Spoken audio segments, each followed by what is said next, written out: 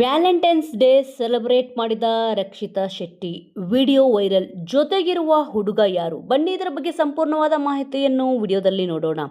Big Boss Kannada season 12ರ runner up Rakshita Shetty ದೊಡ್ಡ ಮನೆಗೆ ಎಂಟ್ರಿ ಕೊಟ್ಟ ಮೊದಲ ದಿನವೇ ಔಟ್ ಆಗಿದ್ದರೂ ರೀ ಎಂಟ್ರಿ ಪಡೆದು ಫೈನಲ್ ತಲುಪಿದ ಟಗರು ಪುಟ್ಟಿಯ ವೈಯಕ್ತಿಕ ಜೀವನ, ಅದರಲ್ಲೂ ವಿಶೇಷವಾಗಿ ಬಾಯ್ ಫ್ರೆಂಡ್ ಮತ್ತು ವ್ಯಾಲೆಂಟೈನ್ಸ್ ಡೇಗೆ ಸಂಬಂಧಿಸಿದ ಗಾಸಿಪ್ಗಳು ಇದೀಗ ಸಾಕಷ್ಟು ಚರ್ಚೆಗೆ ಕಾರಣವಾಗಿದೆ.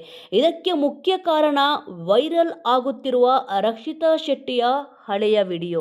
ಸೋಷಿಯಲ್ ಮೀಡಿಯಾದಲ್ಲಿ ಕಂಟೆಂಟ್ ಕ್ರಿಯೇಟರ್ ಆಗಿದ್ದ Rakshita Shetty Big Boss Kannada season 12ರಲ್ಲಿ ಭಾಗವಹಿಸಿ ರನ್ನರ್ ಅಪ್ ಆಗಿ ಹೊರಹೊಮ್ಮಿದ್ದಾರೆ. ಆರಂಭದಲ್ಲಿ ರಕ್ಷಿತಾ ಶೆಟ್ಟಿ ಬಿಗ್ ಬಾಸ್ಗೆ ಯಾಕೆ ಅಂತ ಕೆಲ ಟೀಕೆಗಳು ಎದುರಾಗಿದ್ದವು.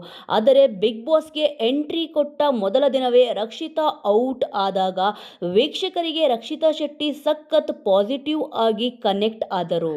ಆನಂತರ ಎಲ್ಲರೂ ಕೂಡ ರಕ್ಷಿತಾ ಶೆಟ್ಟಿಯವರ ಆಟವನ್ನು ನೋಡಿದ್ದೀರಿ.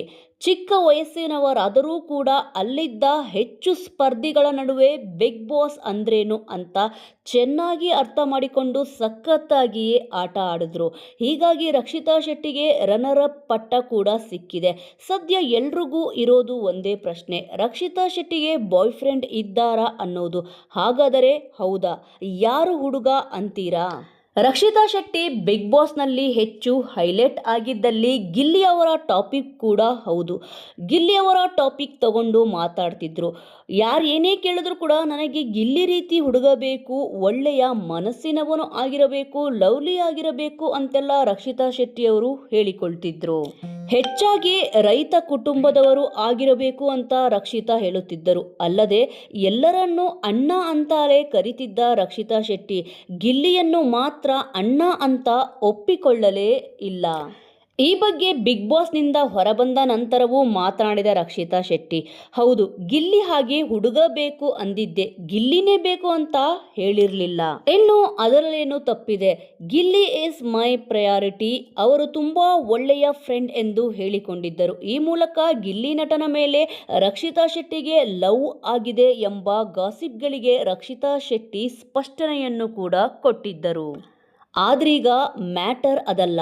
ಒಂದೆರಡು ವರ್ಷಗಳ ಹಿಂದೆ ರಕ್ಷಿತಾ ಶೆಟ್ಟಿ ತಮ್ಮ ಯೂಟ್ಯೂಬ್ ಚಾನಲ್ನಲ್ಲಿ ವ್ಯಾಲೆಂಟೈನ್ಸ್ ಡೇ ಸೆಲೆಬ್ರೇಟ್ ಮಾಡಿರುವ ಲಾಗ್ ಒಂದನ್ನು ಅಪ್ಲೋಡ್ ಮಾಡಿಕೊಂಡಿದ್ದರು.